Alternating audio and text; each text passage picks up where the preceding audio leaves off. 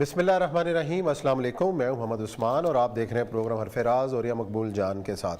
नाज़रीन, आज पार्लियामेंट के अंदर मिनी बजट के हवाले से धुआंधार बातें हुई। अपोजिशन की तमाम तर तजावीज़ मुस्तरद कर दी गई और अभी तक मामला जो है वो जारी है। और हुकूमत का ये कहना है कि जो ज़िमनी बिल है इसमें महंगाई का कोई ऐसा तूफ़ान नहीं आएगा और आवाम को रिलीफ मिलने के भी हुकूमती दावे किए जा रहे हैं, जबकि अपोजिशन का कहना है कि महंगाई मजीद कंट्रोल से बाहर हो जाएगी। साथ ही आज परवेज़ खटक साहब वज़ीर दिफा हैं, बयान ये किया जा रहा है कि पार्लिमानी पार्टी के इजलास में आमने सामने हुए वज़ीर आज़म इमरान खान के साथ तल्ख जुमलों का तबादला हुआ, इजलास से उठ के आ गए और वज़ीर आज़म साहब ने यह तक कहा कि अगर आपको मैं पसंद नहीं तो मैं हुकूमत किसी और को दे देता हूँ। मामला आखिर इस हद तक पहुँचा क्यों? बाद में इजाज़े के तरदीद की परवेज़ खटक साहब ने कि मैंने दो टोक बात तो अपनी ज़रूर की है, लेकिन मीडिया ने इसको मामले को बढ़ा चढ़ा कर पेश किया।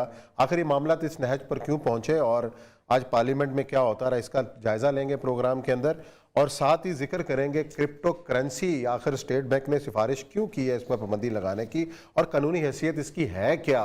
अगर गैर कानूनी है तो फिर इसका खुलेआम कारोबार किस तरीके से हो रहा है और काम किस तरीके से चल रहा है, इस पर अपडेट करेंगे। और साथ प्रोग्राम के आखिर में जिक्र करेंगे अफ़गानिस्तान का कि अफ़गानिस्तान अपने जो पैसे हैं जिस पर कब्ज़ा है अमेरिका का, यूरोपीय मुल्कों का, वो वापस क्यों नहीं ले पा रहा और उसके नतीजे में कौन कौन सी माशी मुश्किलात का सामना है, किस तरीके से माशी खुद मुख्तारी का हामिल हो सकता है अफ़गानिस्तान। इस पर करेंगे बात। बढ़ते हैं पहले मौजू की जानिब। और ये सब परवेज़ खटक साहब बड़े अरसे से खामोश थे, जब बोलते हैं तो कोई ना कोई ख़बर देते हैं। आज उन्होंने दबंग अंदाज में पार्लिमानी पार्टी, पहले जो ख़बरें आई कि बड़ा दो टोक अंदाज में उन्होंने मौक़िफ़ इख्तियार किया। नूर आलम खान साहब का भी बातचीत हुई, हमाद अज़हर साहब के साथ तलखी हुई। वज़ीर आज़म साहब ने यहाँ तक कह दिया कि जनाब मैं ब्लैक मेल नहीं होऊंगा, ना मेरे कोई कारखाने हैं, आप ब्लैक मेल आपने कर रहे हैं तो उठ के चले जाएं। फिर परवेज़ खटक साहब उठ गए, फिर बिल आखिर वज़ीर आज़म साहब ने उनको अपने चैम्बर में बुलाया। उसके बाद सब अच्छा हो गया। और परवेज़ खटक साहब जो अभी आपने गुफ्तगू सुनी कि जी बिल भी आसानी से जो है वो पास हो गया, तो अपोजिशन की तो शिकस्त हुई, हुकूमत जीत गई, लेकिन जो अंदर इख्तलाफात हैं उसका कोई असर बराह रास्त अपोजिशन पे पड़ता नज़र नहीं आ रहा कि अपोजिशन खुश तो हो रही है लेकिन कुछ कर नहीं पा रही। अगर तो आप ये समझते हैं कि वो लड़ेंगे तो हम कामयाब हो जाएंगे, तो ये तो बहुत बड़ी गलतफहमी है आपकी। ये तो पॉलिटिक्स में वो तो फिर अपनी लड़ाई रोज़ रोज़ करते रहे, यही हो रहा है। गुज़श्ता 3 साल, अब देखें 4 साल तकरीबन पूरे करने वाला है इमरान खान। ठीक, पीछे 1 साल का अरसा रह जाएगा और 1 साल मतलब वाहिद, शायद अगर वो पूरे कर गया तो वाहिद पाकिस्तान का प्राइम मिनिस्टर होगा जो कि 5 साल पूरे करेगा, वरना किसी ने भी पूरे नहीं किए। अच्छा, छोड़ा कोई। तो इसका मतलब यह है कि वो किस तरीके से पूरे कर रहा है। आप खुद सोचें कि हमेशा एक आर्टिफिशियल सा क्राइसिस क्रिएट होता है। अब होना तो ये चाहिए था कि आपकी सीरियस डिस्कशन इस वक्त चल रही होती कि आप ये मनी बजट क्यों आ रहा है। क्या मैं आपको उस्मान साहब छोटी सी आपको बताऊं, एजुकेट करना चाहिए लोगों को कि हम इस वक्त किस क्राइसिस में हैं और हमें क्या। पाकिस्तान के पिछले साल आपने 4764 अरब रुपए जो थे ये आपने रेवेन्यू इकट्ठा किया, ठीक है, सही पूरा जितना भी कहीं से इधर से उधर से, उसमें से 2741 अरब रुपए आपने सूबों को दे दिए, सिंध को दे दिया, पंजाब को दे दिया, पीछे बचे 2023 अरब रुपए। इसमें आपने 1480 अरब रुपए और ऐड कर लें जो आपने नॉन टैक्स रेवेन्यू होता है। मतलब आपने कोई बॉन्ड रखे हुए हैं, कोई फर्म से आ रहा है, कोई स्टेट में कहीं से चीज़ें आ रही हैं, ये तकरीबन बन गए 3503 अरब रुपए। इसमें से 2749 अरब रुपए आपने दे दिए कर्जे में। सही। पूरी फेडरल गवर्नमेंट जिसमें फौज है, जिसमें सारे आपके एयरपोर्ट हैं, जिसमें सारे आपके रेंजर्स हैं, सारे आपकी जनाब कोस्ट गार्ड है, आपकी नेवी है, आपकी एयरफोर्स के जहाज़ों का पेट्रोल है, ये 5 और आपकी पूरी सिविल एडमिनिस्ट्रेशन है, तकरीबन 90 के करीब आपके सफारत खाने हैं, ये 754 अरब रुपए में चलाने हैं आपने। आप मुझे ये बताइए, ये इस वक्त मिनी बजट के ऊपर सीरियस गुफ्तगू ये होनी चाहिए थी कि हजरत ने मिनी बजट आप ले आए हो लेकिन गलत है, इसका तरीक़ेकार ये होना चाहिए, ये होना चाहिए। इस पूरी इमरान खान ने अपनी की है, इन्होंने अपनी की, उसने ये कर दिया, उसने ये कर दिया। किसी बंदे को मतलब हालत हमारी बिल्कुल ऐसे ही है कि एक आदमी सुबह बाजार जाए और 500-550 रुपया उसकी मजदूरी इकट्ठी करे कि शाम को बच्चों को रोटी दूंगा, और दरवाजे के ऊपर कर्ज का खड़े हों, वो 570 रुपये उसके छीने उसके जाओ। हमारी इस वक्त हालत ये है पाकिस्तान की इकॉनमी की। इस वक्त अगर कोई शख्स ये सोचता है कि हमारे यहाँ डेमोक्रेसी आएगी तो फंडामेंटल ह्यूमन राइट्स आएंगे तो फलाना आएगा। जब भूख से बचोगे तो कुछ आएगा ना। ठीक। अच्छा, अब सूरत हाल यह है कि खान साहब के अंदर की कोई पॉलिसी तो ख़त्म। यानी अगर कोई बंदे ने करना होता तो उसके 3 साल बहुत थे। 3 साल बड़ी चीज़ होते हैं किसी मुल्क को किसी गलाजत से, कर्ज की दलदल से निकाल। लेकिन हमारा ख्याल ये है कि खान साहब भी समझते हैं कि जनाब सेहत कार्ड हमने दे दिया तो हम कामयाब हो जाएंगे, अगला इलेक्शन भी हमारा है। इतनी बड़ी उन्होंने बेनज़ीर को income support, Benazir income support से वो उनको उन्होंने कासर बंगाली साहब होते हैं हमारे दोस्त हैं, उनको उन्होंने कहा कि नहीं ये इस तरह करेंगे तो 1000 रुपया भी जिसको मिल गया तो बेनज़ीर की तस्वीर है तो एक वो सिंध से बाहर 1000 दो या ना दो वो उसने देना ही देना। सिंधी बेचारा ऐसा जिसे कहते हैं जुल्फ़िकार अली भुट्टो की उसके शहर में मुब्तला है, उसमें मुब्तला है। फिर उसके बाद बीबी की अपना शख्सियत थी नहीं, उसके साथ चले भी गए, शहादत भी हो गई ना। मतलब मैं आपको बताऊं अगर नवाब बेनज़ीर जो थी वो अगर वो इस तरह ना जाती तो बेनज़ीर एक वक्त ऐसा आ जाना था कि बेनज़ीर भी वैसे ही हो जाती जैसे आम सारे, क्योंकि बेनज़ीर ने को पाकिस्तान के लिए कोई बहाल तो नहीं खड़ा। आप देखिए पाकिस्तान के अंदर जब बेनज़ीर को इक़्तिदार मिला है तो 17 अरब रुपया था हमारा डॉलर था कर्जा, और इस वक्त 121 अरब हो चुका है। आप कभी पाकिस्तान का डेट कैलेंडर देखें ना, जैसे मीटर गिरता है ना ऐसे एक मिनट के बाद पैसे आपके बढ़ रहे होते हैं कर्जे के, इतना बढ़ रहा है। 17 अरब 1.58% कर्जा था सिर्फ और सिर्फ उस वक्त। तो कोई इतना बड़ा काम तो नहीं किया। लेकिन बाहर बात है पाकिस्तान में मसला सारे हमारे एक टीचर होते हैं आर्थर लिविंगस्टोन, बड़े मजेदार के आदमी थे, पाकिस्तान लाहौर में बड़ा अर्सा रहे। वो कहते हैं पाकिस्तान बड़ा मजेदार है, ये कब्रिस्तान है, सोशलिज्म लाओ दफन करो झंडा गाड़ दो, ठीक है, उसके बाद कम्युनिज्म लाओ जमहूरियत लाओ झंडा, कब्र परस्ती इनके यहाँ कमाल की है, हर नजरिया यहाँ दफन। मैं सिर्फ ये कह रहा हूँ कि अब आज जो हुआ 3 बजे के करीब आपको पता ब्रेकिंग न्यूज शुरू हुई, फिरोज खटक ये हो गया वो हो गया, उसने कहा ये तो पहला बारिश का पहला कतरा है, ये अब कमाल हो जाएगा। पहला कतरा तो किसी ने नहीं कहा लेकिन नहीं मैं नाम नहीं लेना चाहता। शामी साहब के प्रोग्राम में एक बहुत बड़े साफी आए थे, वो कहते हैं बारिश का पहला खतरा है। तो जब कतरे गिरने तो एकदम ही गिरने हैं इनको किसी को पता ही नहीं। उस्मान साहब मुझे ये बताइए कि आप ये 754 अरब के साथ आप मुझे बताइए कौन बर्दाश्त करेगा कि इमरान खान इस तरह की काम करे, या कौन बर्दाश्त करेगा कोई दूसरे आके लल्ले तल्ले करे, जब आपका मियर एग्जिस्टेंस खतरे में पड़ जाए।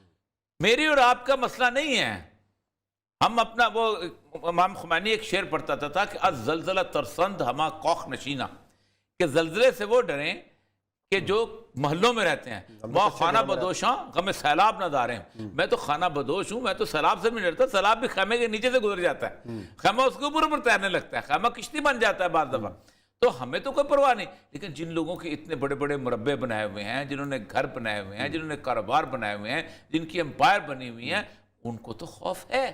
और वो खौफ में 2 तरह के लोग हैं, एक तो वो है कि जिनके बाहर हैं चले गए, एक वो है कि जिनके सारे के सारी वाबस्तगी यहाँ फॉर एग्जाम्पल हमारे अस्करी इदारे हैं, इनमें अक्सरियत लोग जो हैं वो उनके सारे का सारा इंटरेस्ट यही है कि वो अगर स्टेक नहीं, क्योंकि उनका स्टेक सबसे बड़ा स्टेक यही है कि ये मुल्क है तो उनका उनकी एग्जिस्टेंस है, ये मुल्क नहीं है तो उनकी एग्जिस्टेंस खत्म हो जाएगी। कोई और आएगा जाहिर बात है, खुदा ना खास्ता अल्लाह ना करे ऐसा वक्त है तो पाकिस्तान की फौज तो नहीं रहेगी ना पाकिस्तान की फौज के वो सारे के सारे मामले रहेंगे, ना आर्मी वेलफेयर ट्रस्ट रहेगा, ना कोई और चीज़ रहेगी। तो उनके लिए तो मसला ये है कि 754 अरब लेने के लिए अगर दुनिया की कुव्वतें चढ़ दौड़ी एक तो चीज़ पेश होगी जैसे बाकी दुनिया के अंदर होता है, तो हमारे साथ बनेगा क्या। दूसरा यह है कि पाकिस्तान के अंदर हमारा इंडस्ट्रियलिस्ट तो वो है कि जो पहले दिन जिस दिन यहाँ हवा का झोंका चलता है पैसे के मामले में, उठता है तो जाके कीनिया चला जाता है, उठता है जाके बांग्लादेश चला जाता है, उठता है जाके वो चला, रह कौन जाता है जिसने वहाँ मोबाइल ठीक करने होते हैं, रह कौन जाता है जिसने जूते की पॉलिश करनी, जिसका बस नहीं चलता, जिसके पास है कुछ नहीं,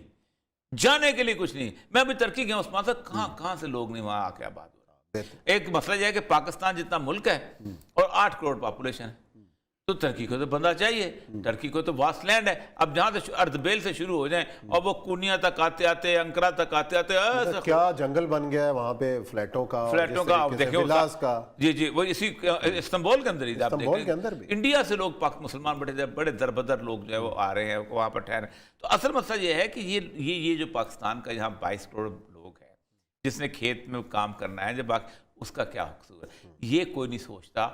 सीरियस डिस्कशन हमारे यहाँ आउट हो चुके हैं। आप उस्मान साहब पाकिस्तान के कम से कम 50 प्रोग्राम जो इकॉनमी के निकाल लें और आप उनमें से निकाल के देखें कि किसने क्या कहा, आपको ये तो नजर आएगा कि ये मुल्क बहुत बुरी हालत में है, ये मुल्क तबाह बर्बाद होने वाला है, इस मुल्क की इकॉनमी तबाह कर दी, फलां एक कहेगा उसने कर दी, लेकिन कोई ये नहीं कहेगा कि इस मुल्क को निकालना कैसे यार। सोल्यूशन क्या है, वे आउट उसकी वजह यह है कि ये ना बिकता है ना हम खरीदना चाहते हैं। हम सोल्यूशन खरीदना नहीं चाहते, हम बीमारी की तशखीस खरीदना चाहते हैं कि ये बीमार है भाई, अब जो तबाह हो गया, अब गया इमरान। लेकिन मुझे ये बताओ, कोई इमरान खान चला जाए या कल नवाज शरीफ चला जाए या जरदारी चला जाए तो और मुल्क में क्यास आ जाए तो किस पे भारी पड़ेगा ये मुल्क? हम सब पे भारी पड़े। तो असल मजा यह है कि आज वैसे मजे से परवेज खटक साहब फिर आज तकरीर, तो परवेज खटक साहब कह रहा था बुलडोज करो, स्पीकर को कह रहा था यार सादिक साहब आप भी करते रहे हैं, स्पीकर साहब ये आधा घंटा पहले ये वक्त जाया कर रहे हैं, आप भी बुलडोज। फारसी का एक शेर सुना देता हूँ कि वो फारसी का शेर है कि माशूक माँ बशेवाए हरकस मुआफकस्त, मेरा माशूक जो है हर जगह फिट हो जाता है। बामा नमाज करत मेरे साथ नमाज पढ़ता है, बस बामा शराब कर मेरे साथ शराब पीता है, वह बज़ाहिर नमाज कर राज से जाकर नमाज पढ़ लेता है। 4 दिन पहले वो इनके पास गए थे नून लीग वाले, मेरे पास 11 आदमी है। जब वो ख्वाजा हसन ने खड़े होके कहा भाई ये हमारे साथ लोग हैं, पाँव पकड़ लिए, नहीं मेरी राज मत खोलना, वो तो आप उसकी बात छोड़ दें लोग। चलो ये तो चलता रहता, पाकिस्तान की सियासत है, कुछ भी नामुमकिन नहीं है, आज कुछ है और कल बदलते देर भी नहीं लगती। क्या लेते हैं ब्रेक के बाद आएंगे और जिक्र करेंगे एक अहम मामला, क्रिप्टो करेंसी, आखिर पाकिस्तान में कारोबार कैसे चल रहा है और क्या तजावीज़ दी गई हैं स्टेट बैंक की तरफ से, जायज़ा लेंगे ब्रेक के बाद।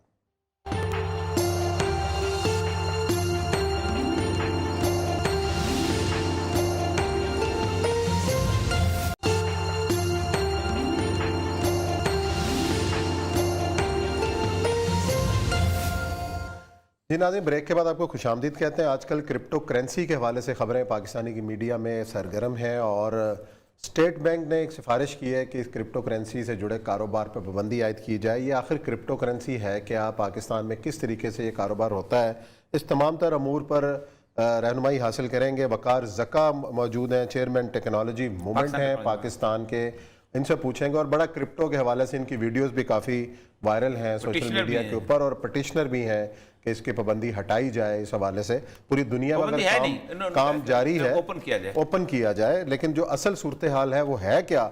वकार ज़का साहब खुश आमदीद आपको शो में, और ये बताइएगा कि ये क्रिप्टो एक चीज़ क्या है और कितने लोग पाकिस्तान के अंदर इस कारोबार से जुड़े हुए हैं और इसमें हर आने वाले दिन के साथ इजाफा होता जा रहा है। ऐड भी कर दूं वकार ज़का साहब, एक तो ये है कि बिटकॉइन से शुरू होकर जो अब तक आया था, वो एक तो लोगों को ज़ाहिर बात है नोट समझने में बड़ी मुश्किल आई थी। आप जरा बता दिएगा कि ये करेंसी चलती कैसे है। लीगल टेंडर अल सल्वाडोर ने अभी कुछ दिन हुए कर दिया है, वे लीगल टेंडर बन सकता है नहीं बन सकता, और इसका तहफ़्फ़ुज़ात किस किस्म के हैं? पहले तो बहुत बहुत शुक्रिया, मैं बहुत ऑनर्ड फील कर रहा हूँ कि औरिया साहब के शो में मुझे इस तरह बुलाया गया है। बहुत बहुत शुक्रिया सर। अच्छा, मैं मुख्तसर ये आम जुबान में समझाऊंगा। कंप्यूटर के जो इंजीनियर्स देख रहे हैं वो शायद उस लैंग्वेज को इतना अच्छा ना समझें, लेकिन मुझे गांव देहात में ख़वातीन जो रहती हैं उन तक ये बात पहुंचानी है। तो देखिए, जिस तरह गोल्ड आया, गोल्ड के पीछे कोई मुसलमान, हिंदू या यहूदी नहीं है। किसी ने आगे बोला भाई बार्टर मत करो, बीच में एक पत्थर रख लो सोने का, तो सारी कम्युनिटी का उस पर एतबार हो गया, तो सबने मानने लग गए। तो गोल्ड का भी कोई हेड ऑफिस नहीं है, गोल्ड की भी कोई ऐसी जमानत शुरू में नहीं थी। फिर उसके बाद बैंक आ गए, यहूदी एक सिस्टम आया जिसको सूदी सिस्टम भी कहा जाता है कि पर्चियों पे देने लग गए। पर्चियों के बाद उसके बाद अमेरिका ने कहा जी हमारे पास गोल्ड है बैंक में, लेकिन वर्ल्ड वॉर 2 के बाद उन्होंने गोल्ड हटा दिया और कहा जी प्रिंटिंग प्रेस है हमारे पास, हमारी मर्जी, हम जितना मर्जी प्रिंट करें, जिसकी वजह से महंगाई आना शुरू हुई और रिसेशन आता है। 2008 में जब ये रिसेशन बहुत बड़ा आया तो कंप्यूटर की दुनिया के बहुत सारे लोगों ने, और ये भी कहा जाता है कि NSA, नेशनल सिक्योरिटी एजेंसी जो है अमेरिका की, जहां दुनिया के सबसे बेस्ट क्रिप्टोग्राफर्स हैं, उन्होंने कहा कि हम कुछ ना कुछ ऐसा सिस्टम बनाते हैं जिससे फाइनेंशियल सिस्टम को हम मॉनिटर कर सकें, क्योंकि रोनाल्ड रेगन के जमाने में जो भी मामलात हुए थे करप्शन के, अमेरिका कंट्रोल नहीं कर सका था। तो उन्होंने कहा हम ये एक सिस्टम निकालते हैं इंटरनेट के थ्रू, उसके थ्रू कंट्रोल हो। अब ये हुआ जी सिस्टम चलेगा कैसे?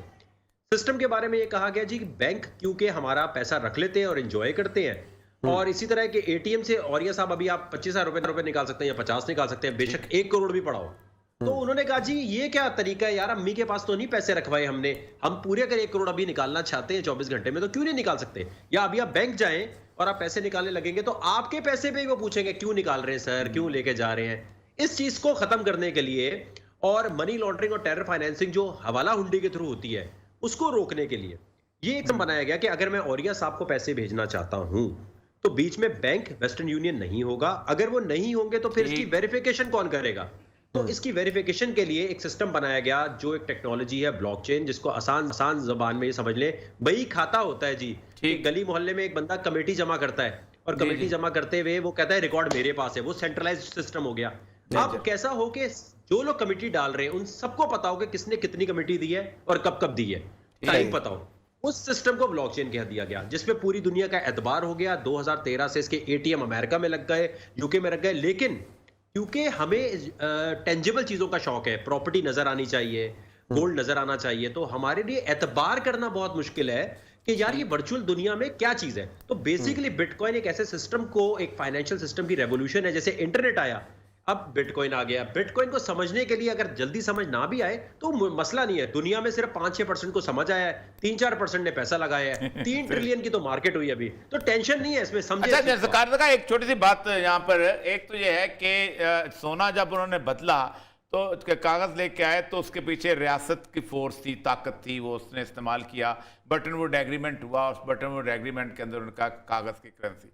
फिर 73 में पेट्रो डॉलर आ गया, आपको दारबत मुझसे ज्यादा बेहतर पता है, ये चीज हो गई। अच्छा यहाँ मैं देख रहा था कि एक कम्युनिटी खुद बना सकती है, तो इसका मतलब ये है कि अगर ये इस तरह की मुख्तलिफ किस्म की कम्युनिटी बन गई जो कि सार बात एक पर ट्रस्ट भी करती हों, और जिसे हम वो कहते हैं माइनिंग कहते हैं, कॉइन के माइनिंग जिसे कहते हैं, तो इसका मतलब यह है कि रियासत तो फिर इसका मतलब यह है कि इन फाइनेंशियल मामला से दूर हो जाएगी अनलेस को इसको तस्लीम कर ले कि ये लीगल टेंडर है।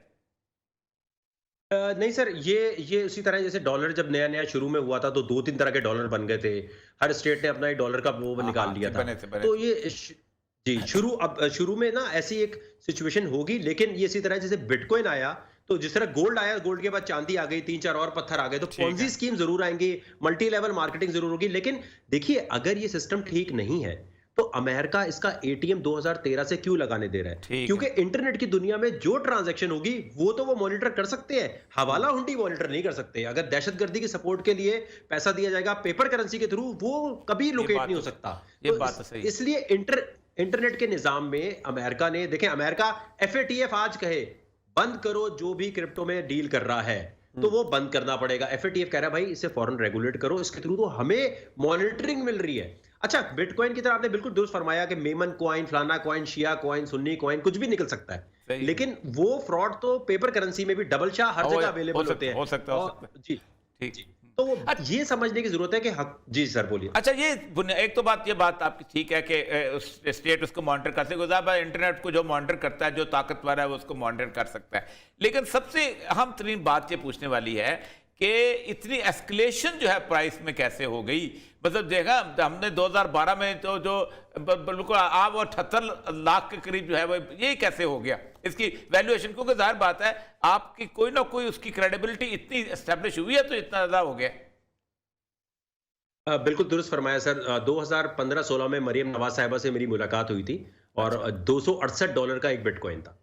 मैंने कहा देखें जी, गोल्ड के ऊपर भी लोगों का जब ट्रस्ट बना था ना तो लोगों ने एकदम पैसा डालना शुरू करते थे और एकदम निकालते थे। ठीक। जैसे जैसे लोगों को यकीन आता है कि यार गोल्ड तो मैं ईमेल नहीं कर सकता, मैं बिटकॉइन कर सकता हूं, तो वो इसमें पैसा फौरन लगाते हैं। और फिर डर लगता है, एक डर लगता है कि हल्का सा नीचे गिर रहा होता तो एक डर आता है, जैसे जहाज में भी बैठते हुए शुरू में लोगों को डर लगता था। टेक्नोलॉजी जब जब आती है उसके डर की वजह से लोग जो है एकदम पीछे हट जाते हैं। तो जो इसमें उतार चढ़ाव है वो इसी तरह है कि एलोन मस्क और बड़े बड़े लोग जो है जैसे पैसा इसमें लगाते हैं, जब उन्हें प्रॉफिट नजर आता है तो वो प्रॉफिट निकालते हैं। वो जो प्रॉफिट निकालने का अमल है, देखिए इसका बेहतरीन तरीका ये है कि जब ऑल टाइम हाई की आवाज आ रही है कि बिटकॉइन या कोई भी क्रिप्टो इस वक्त $60,000 की है, तो लोगों का एक सेंटीमेंट ये है कि वो उस वक्त पैसा लगाते हैं जब $268 पे मैं बता रहा था तब कोई नहीं लगाता था, $60,000 का हो गया, कह रहे इसमें पैसा कैसे लगाना है। इसी तमाम चीजों को देखते हुए अब यकीन मानिए कि इमरान खान साहब को हमने इतना बताया लेकिन वो आज मेरे ही खिलाफ हुए हुए हैं। वो कह रहे हैं यार इसको किसी तरह अरेस्ट करो, ये हमें गलत चीज बता रहा है। FIA के दोस्त अहबाब मुझे कॉल कर रहे हैं कि वकार ज़का अपनी पिटीशन वापस लो वरना तुम्हें अरेस्ट करके शायद मसूद की तरह हथकड़ियां लगा के घुमाएंगे। तो मैं हैरान इस बात पे हो रहा हूँ कि डिजिटल इकोनॉमी की बात करने वाले आज डिजिटल करेंसी के खिलाफ कैसे जा रहे हैं बनिस्बत इसके कि वो इसको रेगुलेट करें। अच्छा, क्योंकि एक और पर्दा खवातीन के लिए जी अच्छा, कहाँ कहाँ पे ये रेगुलर हो चुकी है एक हमारे सिर्फ अगर एक ही, हमसाया एक सिर्फ। मुल्कों में अगर बात करें तो आप बताएं जरा हमें। इंडिया में सर इस वक्त रेगुलेटेड है और कहा है कि कोई भी बाहर का एक्सचेंज यहां काम नहीं कर सकता और लाखों की तादाद में क्रिप्टो करेंसी उन्होंने ली है। उन्होंने जो पाबंदी लगाई है वो ये लगाई है जैसे पाकिस्तान में इस वक्त ऑफशोर कंपनीज चल रही हैं और पीटीए उस पर कुछ नहीं कर रहा। वो पबजी को बैन करता है, टिकटॉक को करता है, बाकियों को नहीं कर रहा। वो पैसा लेके जा रहे हैं, फ्लाइट ऑफ कैपिटल हो रहा है। इंडिया ने कहा हमारा एक्सचेंज सिर्फ काम करेगा और वो चल रहा है वहां पर। और दबा के शाहरुख खान, रणवीर कपूर एड्स में आ रहे हैं उनके। जब पाकिस्तान में मोबाइल फोन के एड्स चल रहे थे ना क्रिकेट T20 में, तब इंडिया के क्रिप्टो करेंसी के एप्लीकेशंस के एड चल रहे थे। देखें वो इतने आगे। अमेरिका में आप गूगल करें 2013 से एटीएम लगा हुआ है। वो एटीएम किसने अलाउ किया होगा? Europe, America, UK, Russia. सिर्फ चाइना वाहिद है जहां इस पे पाबंदी इसलिए लगाई गई है क्योंकि चाइना डी-डॉलराइजेशन चाहता है और चाइना को ये है कि यार डॉलर नहीं आना चाहिए भाई, अपनी हमें निकालनी, क्योंकि चाइना की आबादी इतनी ज्यादा है। उसमें गूगल बैन, फेसबुक बैन, लेकिन क्योंकि पाकिस्तान चाइना की सरपरस्ती में चलता है, जब कोई मसला था चाइना भाई मदद करो, तो जो चाइना कह रहा है वो उसके मुताबिक चल रहा है। लेकिन पाकिस्तान के पास जी अल्टीमेट मौका है इस वक्त सारे कर्जे उतारने का। मैं चैलेंज कर चुका हूं कि इमरान खान साहब आप मुझे आने दें, $3 बिलियन सऊदीया का फौरन वापस करना है। उनको वापस देने का एक ही तरीका है, जितने क्रिप्टो एक्सचेंजेस पाकिस्तान में काम कर रहे हैं $1 बिलियन सबको बोले, ये 2 मिनट में पे कर देंगे। इनसे पैसे तो ले, रेगुलेट बाद में करें, पेनल्टी तो लगाए इन पे। सही। अच्छा ये बताएं, सबसे अहम बात यह है जो आपने चाइना वाली बात की है कि चाइना और रशिया मिलके अपना एक इंटरनेशनल मॉनेटरी सिस्टम लेके आ रहे हैं और वो नहीं चाहेंगे कि क्रिप्टो किस्म की चीज जो है वो उनका मार्केट के अंदर आए, वो लीगल टेंडर बने जो कुछ है। क्या आप समझते हैं कि पाकिस्तान में जो रिसेंट मूव स्टेट बैंक ने की है वो अंडर चाइना गाइडेंस की है? सर वो तो डर के अंदर की है, इनकॉम्पिटेंस के तहत की है, कॉम्पिटेंसी नहीं है। और देखें डाकिया कभी भी नहीं चाहेगा कि ईमेल आए, तो कभी कोई बैंकर चाहेगा कि उसकी जगह बिटकॉइन आए? बैंक तो खत्म हो बैंकिंग का सिस्टम ही था, बैंक खत्म हो। आपका मोबाइल जब बैंक बन गया और हर बंदा बैंक अकाउंट खोलने के लिए जो इतने जतन करने पड़ते हैं वो नहीं करने पड़ेंगे, तो फिर वो क्यों चाहेगा कि आए? और दूसरी चीज सर, रशिया में तो क्रिप्टो सबसे ज्यादा अडॉप्ट की हुई है, रशिया ने अडॉप्ट की हुई है। और सबसे बढ़ के ईरान ने ऐलान किया है कि सूदी निजाम के खिलाफ जंग अगर करनी है तो बिटकॉइन अडॉप्ट करना है। तो इस वक्त ईरान कह रहा है कि सारे बिटकॉइन मुझे चाहिए, क्योंकि जिस मुल्क के पास जितना ज्यादा बिटकॉइन होगा उसकी currency will be backed by that bitcoin. जो पाकिस्तान आज रो रहा है, आज मेरी बात लिख लीजिए, कल ये बिटकॉइन को $1 लाख का खरीदना पड़ेगा, क्योंकि हर करेंसी जो है वो बैक्ड हो जाएगी बिटकॉइन से। सर जी बहुत बहुत शुक्रिया वकार ज़का साहब, बहुत थैंक यू वेरी मच, आपने बहुत अच्छा एक्सप्लेन किया। इसके ऊपर मेरा ख्याल है तफसील से बात देखिए करेंगे, मैं आपको क्योंकि माहिरीन को भी लेंगे, बहुत 2-3 माहिरीन को भी लेंगे। बिटकॉइन बुनियादी तौर पर उसकी खराबी इसलिए नहीं है बाद मामलात के अंदर, एक कम्युनिटी खुद अपने पैसे को सुपरवाइज करती है, रेगुलेट करती है। असल मसला जो माशी कंट्रोलर हैं, मतलब IMF है, वर्ल्ड बैंक, उनके कंट्रोल से निकल रही है स्टेट बैंक चीज। ऑफ पाकिस्तान है। आप जब चाहें, आपकी जेब में 500 रुपए का नोट है या 5000 रुपए का नोट है, इसकी वैल्यू जो है तकरीबन मार्केट के अंदर 4800 है। मैं स्टेट बैंक को ऑर्डर करता हूं यार इस तरह के ना कोई 2 लाख नोट और छाप दो, आपका ये नोट जो है ना वो 4000 का बन जाएगा। सही है। क्यों? मैंने आपकी जेब से 1000 रुपया चोरी कर लिया। क्रिप्टो में आप ये चोरी नहीं कर सकेंगे किसी तौर पर भी, क्योंकि मुझे भी पता है कि मेरी वैल्यू क्या है। जो वो कम्युनिटी जो है वो आपस में ट्रेड करना शुरू हो जाएगी। और बात देखिए, अहम तरीन बात जो होती है कि करेंसी जिसकी इंट्रिंसिक वैल्यू मौजूद हो, इसकी ये अब 4 करेंसीज जो है ये एक्सचेंज हो सकती है, करेंसी इंटरनेशनल करेंसीज में, उसके बाद प्रोडक्ट्स में और सर्विसेज के अंदर। मतलब सर्विसेज है कि एक आदमी ने कुछ सर्विस दी, मैंने दी, डॉक्टर ने दी, उसको एक वैल्यू कर लेते हैं। और प्रोडक्ट्स के अंदर जब तीनों को, इसको कहते हैं गुडविल। मैं कोई छोटी सी मिसाल आपको दूं, आप एक दुकान खरीदना चाहते हैं, किसी जगह जाते हैं, वो दुकान चालू है, उसके अंदर 5 लाख रुपए का माल है। वो कहता है 5 लाख रुपए का माल और 15 लाख रुपया इसकी गुडविल कहाँ होती है? एग्जिस्ट ही नहीं कर रही होती। जिसे कहते हैं ना जी, पगड़ी हो गई, पगड़ी अड्डे की कीमत है। वो अड्डा कहाँ है? अड्डा एग्जिस्ट नहीं। That is how the things work, कि आप उस गुडविल को, अब बात उसकी ठीक है कि इसके अंदर सूद से बहुत फौरी तौर पर बचा जा सकता है। आप डायरेक्ट बार्टर कर रहे हैं ना बुनियादी तौर पर, आप ना इसका आपका पैसा ही पड़ा है, आपका ना उसका बढ़ा है ना उसका बढ़ा है, लेकिन प्रोडक्ट जब बिक रही है तो उसकी वैल्यू बढ़ती जा रही है चीज़। ये है असल मसला। ठीक है, वैसे मैं तो समझता हूँ इसके ऊपर मजीद रिसर्च की जरूरत है। सर, कानून आखिर क्यों हम डर जिस तरह क्यों की ये रहे हैं? चीजें आएंगी ना, डर क्यों रहे जिस हैं? तरह ये चीजें आएंगी ना, उस तरह का कंट्रोल खत्म होगा जो IMF, वर्ल्ड बैंक का और इंटरनेशनल मॉनेटरी सिस्टम का। लेकिन एक बात है, ये निकाला था जापानीज, मैं जापान में था 2012 में, तो दिख रहा था उस वक्त $2-3 का था। वो कह रहे थे खरीद लो, मैंने कहा नहीं, जापानी खुद डर रहे थे खरीदने के लिए। अच्छा। ये सूरत है। लेकिन इसको कंट्रोल करेगा कंप्यूटर, और कंप्यूटर जो है वो फिर इन्होंने सबसे पहले रॉथशील्ड ने 1694 में लीगल टेंडर बनाया था बैंक ऑफ इंग्लैंड, सबसे बड़ी जूश फैमिली। ये वही रॉथशील्ड था जो 1911 के अंदर फैमिली का बंदा जो कि तल अबीब में गया था और उसने 60 घर आबाद किए थे। फिर जूस के हाथ में चला जाएगा, ये खतरा बहुत बड़ा है। चलें जी, देखते हैं क्या होता है और पाकिस्तान और जो रीजन है इसको किस तरीके से अपनाता है और इसमें रुकावटें क्या हैं, आने वाला वक्त ही बताएगा। या लेते हैं ब्रेक, और ब्रेक के बाद आएंगे तो जिक्र करेंगे कुछ अफगानिस्तान।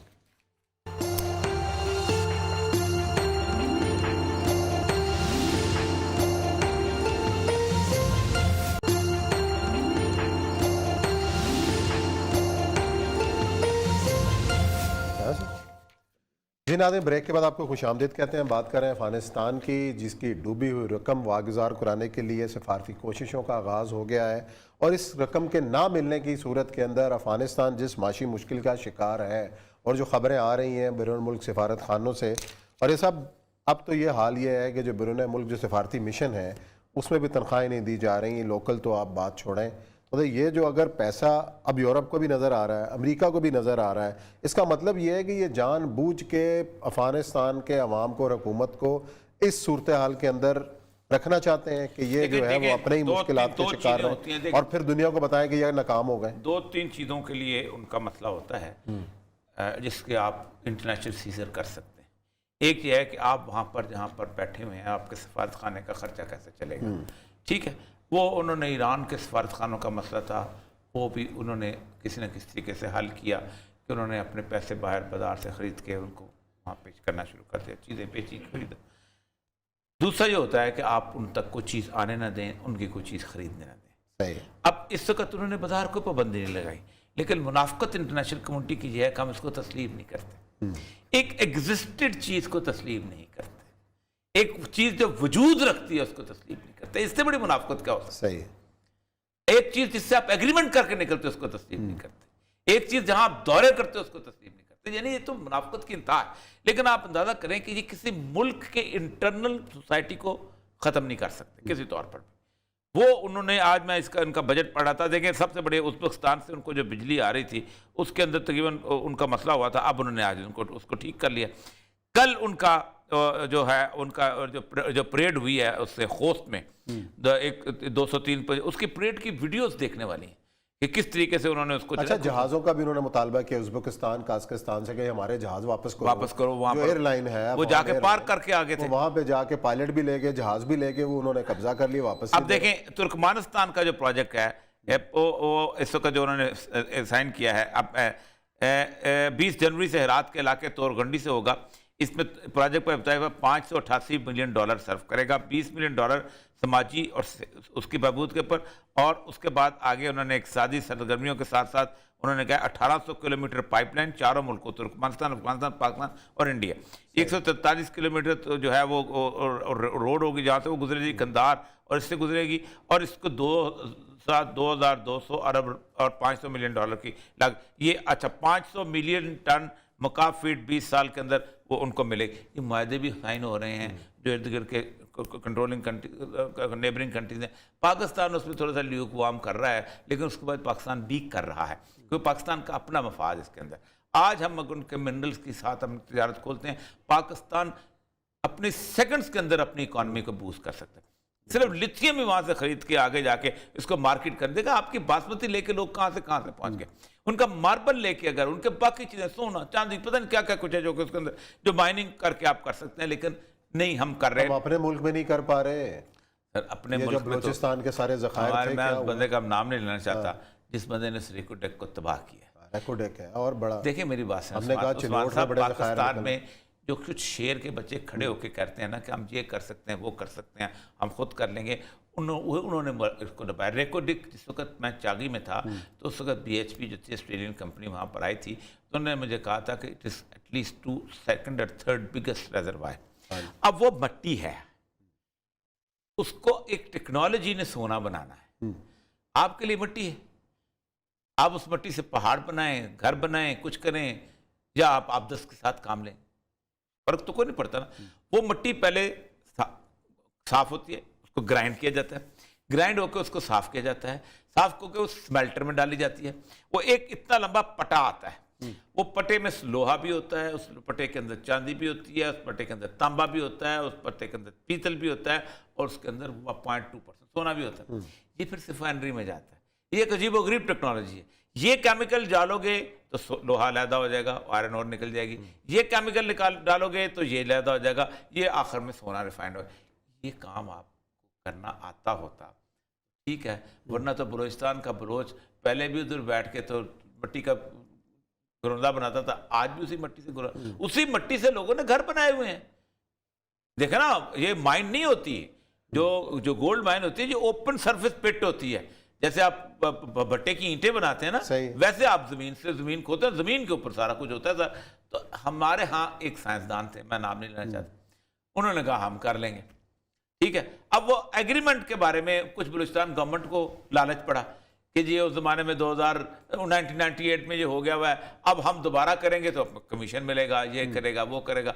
इन्होंने उसको एक बलोच का वो खा गए, तो दूसरों का पाकिस्तान का खा गए। ओ भाई अल्लाह के बंदो, पूरी दुनिया में अरब हैं, अरबों का तेल क्या है, जलाने का काम आ सकता था। अरामको आई, उसने उसको तेल बना दिया। अब अरब कहते नहीं अरामको नहीं, मैं जो है क्या नाम है फैसल खुद उन्होंने कहा सर चलाओ। अब उसमें से कम 100 प्रोडक्ट निकलती हैं, वैलिन उसमें से निकलती है, वो ऑयल तो बालों को लगाने वाला ऑयल, पता नहीं क्या क्या बाई प्रोडक्ट्स के निकलते हैं, बीच में से एक रिफाइंड तेल भी निकलता है, आयोडाइन भी निकलता। अब वो कहते हैं कि नहीं, अब ये टेक्नोलॉजी या तो खुद आप हासिल कर लो, यही हमने कोल माइन में किया। असल मसला यह है कि अफगानिस्तान की उस चीज से हम फायदा उठा सकते हैं, हम उसकी रॉय खरीद लें। तो जितनी देर तक डेवलपमेंट रॉय खरीदे, तब भी मैं आपको बताऊं आपका सारा मार्बल वहां से आता है। अफगान इकॉनमी को कोई मसला नहीं है। अब जहां तक इस बात का तल्लुक है, प्रोपेगेंडा चल रहा है। मैं आज भी कहता हूं, आज 4 या 5 महीने हुए, 4-5 महीने के अंदर कितने लोग वहां कैद से मरे। अगर मरे होते तो दुनिया में खबरें आती। 45 बंदे रोज मरते थे जिस वक्त अमेरिका वहां तक था। अब वो रेशो 45 की महीने में नहीं है। कोई नहीं बयान करता कि वहां अमन कितना हो गया। मौत से बड़ी चीज तो कोई नहीं है ना, मौत से ज्यादा नुकसान तो कोई नहीं होता ना। 45% डेली कत्ल होते थे, मरते थे कितने। अब एक चीज, दूसरा कहते हैं कि जी तनख्वाहें देने को पैसे नहीं है और सफारतकार छोड़। दुनिया में हर डेवलपिंग कंट्री का सफारतकार, पाकिस्तान के मैं नाम गिन सकता हूं। आपको पता है जो डुअल नेशनलिटी के जब निकले थे तो सबसे ज्यादा फॉरेन ऑफिस के थे। जिसको मीडिया अच्छी जगह पोस्टिंग मिली है उसने वहां जाकर नेशनलिटी, बच्चे वहीं छोड़ के वापस अकेला आ गए। सबके बच्चे वहीं हैं। मेरे अपने कई बैचमेट हैं, उन्होंने ये तो पाकिस्तान में अपनी इकॉनमी, इंडियंस, बांग्लादेशी, ये सारे के सारे जिसको जहाँ की नेशनलिटी मिलती है वो कहता है इधर ही बच्चे छोड़ दो, जो मर्जी है यहीं नहीं, आखिर में रिटायर होकर वहाँ आ जाता है, या नहीं रिटायर हो तो बस वैसे छोड़ के आ जाता है, शादियाँ कर लेते हैं, वहाँ से नेशनलिटियाँ ले, और अजीब गरीब ये तो चलता रहता है। और दूसरी बात यह है कि वहाँ पेमेंट वाकई नहीं हो पाती। उसमें होता यह है कि नॉर्मली ईरान करता था, जॉब अलाउ कर देता था कि आप सफारतकार हैं, हम आपको जॉब करने के लोग, आप वहीं कमाएं साथ। और हर बात है, अफगान तो कमाने का जितना अफगान का कमा सकता है। एक तो ये चीज़, दूसरी वहाँ पर उन्होंने बजट पास किया अपना रेवेन्यू लेके, रेवेन्यू के टारगेट लेके, उसके हिसाब से। फिर सबसे बड़ी बात यह है कि उन्होंने हेल्थ प्रोजेक्ट। माहिरीन कहाँ से लिए उन्होंने? पाकिस्तान से तो नहीं लिए? किसके? इकोनॉमी के? नहीं, पाकिस्तान से कोई नहीं लिए। मैं बताता हूँ 6 बंदे जो उन्होंने लिए। वो जो बंदे उनके इकोनॉमी के माहिर हैं वो कौन लोग हैं? सूद के ऊपर नहीं, उन्होंने 6 बंदे लिए हैं, नहीं छोड़े रहने। पाकिस्तान का कोई नहीं है। अच्छा, I know them very well. वो तो नहीं IMF या वर्ल्ड बैंक से आए? नहीं, वाई ना वर्ल्ड बैंक के नहीं, और वो इस्लामिक बैंकिंग वाला भी कोई नहीं। अच्छा, इस्लामिक बैंकिंग वाले भी नहीं। तो फिर कौन चलाएगा उनकी? ये स्थानक ज़ई साहब चलाएंगे या स्थानक ज़ई तो खैर डेवलपमेंट नहीं चलाए की बात नहीं है। पहली बात तो ये है कि पाकिस्तान में तकरीबन 2 करोड़ 90 लाख के करीब लोग बैंक में जाते हैं, ठीक है, बाकी 20 करोड़ को कौन चलाता है, वो तो बैंक में नहीं जाते। ये एक बहुत बड़ा फ्रॉड है कि बैंक मुल्क चला रहा होता है, बैंक की शक्ल नहीं देखी उन लोगों ने, और 2 करोड़ 90 खाते हैं। मेरे भी 3-4 खाते हैं, आपके भी 2-3 तो होंगे ना। आप सोचते ओरिजिनल जो है वो 2-2.25 करोड़ बन जाते हैं, 2 करोड़ बन जाते हैं, सही है। ठीक। तो इसका मतलब यह है कि बैंक तो basically accumulation of the wealth का मतलब बहुत बड़ी अजीबोगरीब थ्योरी, बहुत बड़ा फ्रॉड है, लेकिन वो चलता है और वो चलता रहता है। एक करेंसी उनकी होती है, सेंट्रल बैंक एक जरूरी होता है, बैंक की जरूरत नहीं होती, वो भी करेंसी के लिए। अगर आप उसमें कॉइनेज जो है सोने और चांदी कर दें, उसकी भी जरूरत नहीं होती। एक दौर में आपने ये बड़ी तहरीक शुरू की थी, क्यों नाकाम हो गई? नहीं, मैंने तो की थी, इसलिए कि हम गए थे, हमें माइंड करने दें। मैंने तो कहा था दिरहम का क्रेडिट कार्ड, आप क्रेडिट कार्ड अलाउ करते हो, मेरा सिक्का सोने का नहीं अलाउ करते हो। क्रेडिट कार्ड तुम्हारे बाप का सरकारी होता है। बड़ी साइंस है इसके ऊपर, थोड़ा नहीं, कोई साइंस नहीं है उस्मान साहब। सिर्फ एक आखिरी बात कर दूं, क्लोजिंग कर रहे हैं कि आपने सोने का टकसाल बनाया, ये सिक्का है। फ्रांस में एक बंदे ने टकसाल बनाया, एक सिक्का है। फ्रांस जगह टकसाल बनाया, सिक्का। आपको ना पता मेरी करेंसी का रेट क्या है, सबका एक जैसा है, सब, कोई इन्फ्लेशन, कोई एक्सचेंज रेट, कुछ नहीं। रसूल अकरम सल्लल्लाहु अलैहि वसल्लम ने कतन अलाउ नहीं किया। उसने कहा जो सोने का सिक्का 1 तोले का मिलता है खरीदो, चला दो। कोई बैंक की जरूरत नहीं है, कोई स्टेट करेंसी की जरूरत नहीं पड़ती। आप सोना चलें जहां जाके बेचते हैं। चलें जी, प्रोग्राम का यहाँ वक्त खत्म होता है। इंशाल्लाह पीर को मिलेंगे नए मौजूआत के साथ। अपना ख्याल रखें।